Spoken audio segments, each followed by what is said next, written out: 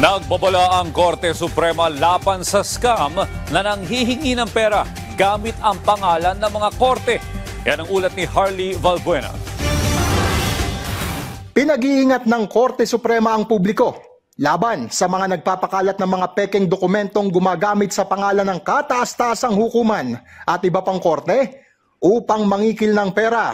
Ayon sa Supreme Court, may mga natanggap na silang reklamo hinggil sa pekeng court notices, issuances at orders.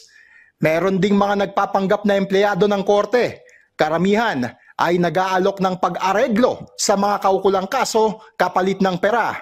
Yung mga scams na to, they're usually after money. They ask to settle. Like they're gonna say, example, na meron kayong kaso, kung gusto nyo i-settle, call this number. Pero hindi po siya official. So the courts will never ask you to settle. Ginagamit din sa fake documents ang pangalan ng mga hukom. At kahit mismong ang pangalan ni Chief Justice Alexander Desmundo, hindi nakaligtas. Yung pangalan ko, makikita nyo na pati minsan nakalagay nga Attorney Alexander Desmundo pero Chief Justice. Maniniwala ba kaagad kayo sa mga ganong notisya?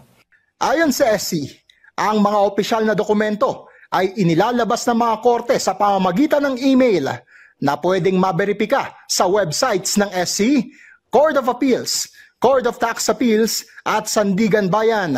Para naman sa trial courts, pwedeng mag-verify sa pamamagitan ng trial court locator sa website ng SC. Nakikipag-ugnayan na ang Korte Suprema sa law enforcement agencies tulad ng National Bureau of Investigation upang matunton ang mga nasa likod ng scam. Ibinabala ng SC na pwede silang maharap sa kasong administratibo kung sila ay abogado at kasong kriminal para sa mga sibilyan. Huwag kayong basta-basta maniniwala sa mga notisya o subpina na natatanggap nyo o nakikita nyo sa social media posting na kayo ay inutusang pumunta sa hukuman para magpaliwanag sa kung anumang bagay.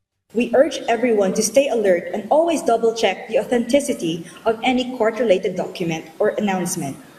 If you come across suspicious documents or individuals, please report them to the Judiciary Public Assistance Section at Chief Justice Help Desk at judiciary.gov.ph for investigation and action.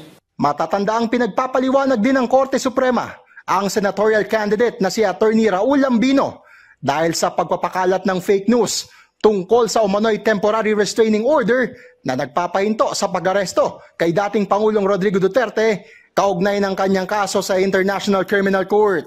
Samantala, sinabi rin ng SC na posibleng sa susunod na buwan pa sila makapagbigay ng update kaugnay ng mga inihaing petisyon laban sa pag-aresto kay Duterte.